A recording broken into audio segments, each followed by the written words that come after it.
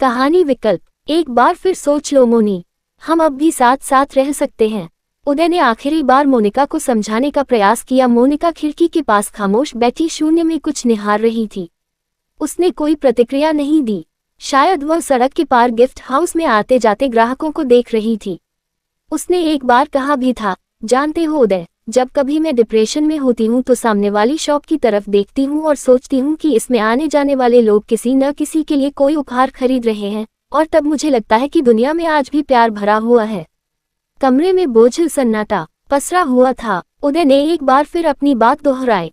इस बार मोनिका ने अपना सिर उदय की तरफ घुमाया और उसकी आंखों से आंसू की बूंदें निकलकर गालों पर लुढ़क गई। बिना कहे भी उदय ने बहुत कुछ समझ लिया था, लेकिन मोनिका के होंठ हिले। क्या चाहते हो उदय? मैं अपने पेरेंट्स को ये बताऊं कि मैं पिछले 5 साल से एक आदमी के साथ उसके फ्लैट में रहती हूँ। क्या वो इस बात को सह पाएंगे? नहीं, कभी नहीं। वो अपने बेटे बहू से निराश, अपने जीवन का अंतिम समय अपनी उस बेटी के साथ बिताना चाहते हैं जो उनके लाख मनाने पर भी आज तक शादी नहीं कर सकी। नहीं, हम अब साथ नहीं रह सकते। मैं उनके आने से पहले ये फ्लैट छोड़ दूंगी। उदय को लगा कि मोनिका की बातों में दम तो है ही। इस महानगरीय व्यवस्था के लिए ऐसे रिश्ते को भला कौन माता पिता पसंद करेंगे? ये तो बस इस महानगर की दौड़ती भागती जिंदगी का एक सुविधाजनक रास्ता है। उदय जब पहली बार दिल्ली आया था तो कई दिनों तक उसे नींद ही नहीं आई थी। हर समय सहमा सहमा सा रहता था। तब वह मात्र 20 साल का था। कॉलेज से निकला हुआ ताज़ा ताज़ा रंगरूट, कहाँ मेडिकल रिप्रेजेंटेटिव की नौकरी और कहाँ उसका गवई टोन। किसके जुगाड़ से आए हो गुरु? सहकर्मियों ने उसके हाव भाव को देखकर पूछा था। वह क्या बोलता कि वह कॉलेज ही नहीं, विश्वविद्यालय टॉपर है। उसे अपनी आर्थिक मजबूरी के कारण यहाँ ज्वाइन करना पड़ा है। वह तो आईएएस बनना चाहता था। धीरे धीरे दिल्ली उसे रास आने लगी थी। वह भी रेस के घोड़े की तरह सबसे आगे निकलने की चाहत में दौड़ने लगा था। MR से area manager, zonal manager, CE Delhi से मुंबई, 2 साल अमेरिका, उसके बाद बेंगलोर। कंपनी बदलती गई, ओहदा बढ़ता गया था और जिंदगी पूरी तरह व्यावसायिक होती चली गई। जिंदगी की सारी मिठास मुट्ठी में बंद रेत की तरह फिसलती चली गई। तभी उसकी जिंदगी में मोनिका आई थी। उसका अतीत भी उदय जैसा ही था। इलाहाबाद जैसे छोटे से शहर से MBA किया था उसने, वह भी दिल्ली होते हुए बेंगलुरु पहुंच गई थी, उसी की कंपनी के फाइनेंस विभाग में। लंच के दौरान कैंटीन में पहली बार मिला था वह। हेलो, मैं मार्केटिंग में हूँ। मोनिका के होंठों पर एक मासूम मुस्कुराहट नाच गई थी। सर, मोनिका फाइनेंस में हूँ। उसकी मुस्कुराहट में अभी भी कस्बाई खुशबू बरकरार थी। उदय को पहली नजर में ही मोनिका भाग गई थी। फिर तो वे अक्सर मिलने लगे। कैंटीन के लंच से शुरू हुई यह मुलाकात धीरे धीरे दोस्ती में बदल गई। भागती जिंदगी से चुराए गए फुर्सत के पलों में ऑफिस के बाहर भी मिलने लगे। मोनिका बहुत बातूनी थी। जब तक उसके साथ होती लगातार बोलती ही रहती। जानते हो उदय, 12वीं पास होने के बाद पापा मुझे कॉलेज में दाखिले के लिए ले गए तो रास्ते में उन्होंने क्या कहा? मोनिका, मैंने तुम्हें राक्षस और हीरामन तोते की कहानी सुनाई थी ना? जिस प्रकार राक्षस की जान हीरामन तोते में थी, वैसे ही हम सब की जान तेरे में है। बेटा, ऐसा कोई काम न करना कि हम सब मर जाएं। हमारे यहाँ तो हाईस्कूल में आते आते बेटियों के हाथ पीले कर दिए जाते हैं। मैं तुम्हें पढ़ाना चाहता हूँ, तुम्हें ऐसे पंख देना चाहता हूँ कि तुम खुले आकाश में उड़ सको। लेकिन बेटे, ऐसा कोई काम नहीं करना कि तेरे पापा का सिर नीचा हो जाए। पापा बोलते बोलते भावुक हो गए थे। माँ तो कभी नहीं चाहती थी कि मैं MBA करूं। सारा पैसा इसकी पढ़ाई में ही खर्च कर देंगे तो शादी के लिए किसके आगे हाथ फैलाएंगे? आप चाहे जितना पढ़ा लिखा दे, बिना दहेज लिए कोई नहीं हाथ थामेगा। अम्मा समझाती रही, लेकिन पापा ने मेरा दाखिला करा ही दिया। नोएडा में विमेन हॉस्टल के गेट पर मुझे छोड़ते समय पापा की आंखों में आंसू थे।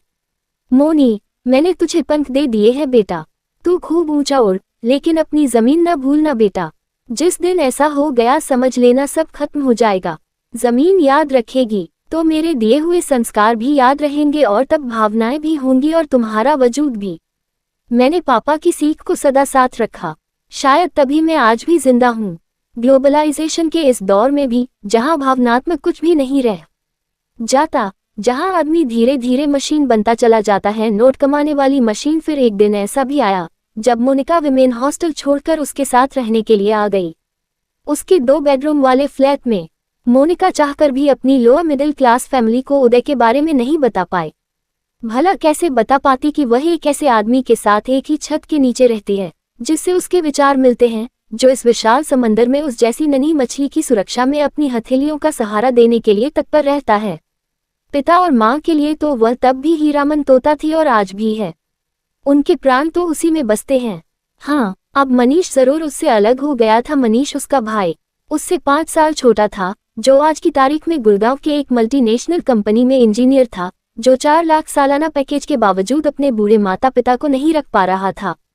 थके हारे माता पिता अपने जीवन का अंतिम पड़ाव अपनी लाडली बेटी के सानिध्य में बिताना चाहते थे। उदय का फ्लैट 3रे फ्लोर पर था। खिड़की पर बैठी मोनिका अभी भी बाहर कुछ खोजने का प्रयास कर रही थी। गिफ्ट शॉप कब का बंद हो चुका था।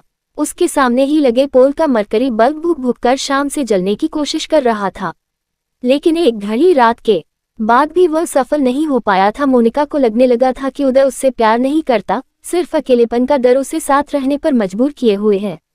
नहीं तो वह अपने इस संबंध को सामाजिक मान्यता तो दिला ही सकता था। यदि आज वह पति पत्नी होते तो उसके पिता को भला क्या आपत्ति होती, लेकिन उदय को तो वैवाहिक बंधन लगता है। वह अक्सर कहता, प्यार की हत्या करनी हो तो शादी कर लो। उदय किसी भी हालत में मोनिका को नहीं खोना चाहता था। वह 36 को पार कर चुका था, सिर के आगे के बाल साथ छोड़ चुके थे। धीरे धीरे वह गंजेपन की तरफ बढ़ रहा था। मोनिका भी तो 32 की हो चुकी थी। उसके घुंघराले बालों के बीच इक्का दुक्का सफेद बालों ने झांकना शुरू कर दिया था। अभी पिछले साल ही डॉक्टर ने उसे डायबिटिक घोषित कर दिया था। एकाएक उसकी भागती जिंदगी में ब्रेक लग गया था। खाने पीने, उठने बैठने, सब पर प्रतिबंध। मोनिका अपने स्वास्थ्य के प्रति बहुत सजग हो गई थी। सब कुछ तो ठीक ही चल रहा था। 5 सालों में कभी आपस में नहीं लड़े, कोई मतभेद नहीं था दोनों के बीच। एक दूसरे से अलग होने का विचार तो कभी दोनों के बीच आया ही नहीं।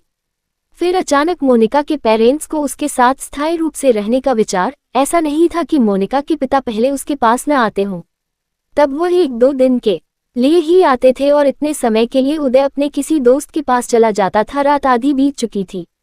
बाहर तेज हवा बहने लगी थी। खुली खिड़की से अंदर आती हवा दीवार पर लगे कैलेंडर से खेलने लगी थी। टिपाई पर रखी पत्रिका के पन्ने फड़फड़ाने लगे। उदय की नजर पत्रिका पर पड़ी। उसने उसके ऊपर एशट्रे रख दिया। मुख्य पृष्ठ पर एक युवा दंपति ट्रॉली में बैठे अपने मासूम बच्चे को देखकर भाव विभोर हो रहे थे और वह मासूम ट्रॉली में लटके खिलौने को पकड़ने में व्यस्त था। उस उदास माहौल में भी उदय मुस्कुरा दिया। हवा तेज होती जा रही थी। मोनिका ने खिड़की बंद कर दी। उदय से उसकी नजरें टकराईं। उदय अपने स्थान से उठा और मोनिका के बिल्कुल पास पहुंच गया। मोनी, मैं शादी करने जा रहा हूं। मुझे सिर्फ दोस्त नहीं, अब एक पत्नी भी चाहिए। इतना बोलते ही उदय हौंसने लगा था, मानो मीलों पैदल चल कर आया हो। मोनिका हतप्रभ उसे एकटक देख रही थी। सुनो मोनी, क्या तुम मेरी पत्नी बनना पसंद करोगी? कमरे में कुछ पल के लिए सन्नाटा छा गया। मोनिका को सहसा अपने कानों पर विश्वास नहीं हुआ। कुछ क्षण इंतजार के बाद उदय निढाल सा सोफे पर पसर गया। मैं जानता हूं तुम मुझसे नाराज हो, लेकिन मैंने अपने कई साथियों का हश्र देखा है। मोनी, मैं तुम्हें खोना नहीं चाहता था। मोनिका भी सोफे के पास आ गई। हम शादी कब कर रहे हैं? कल ही।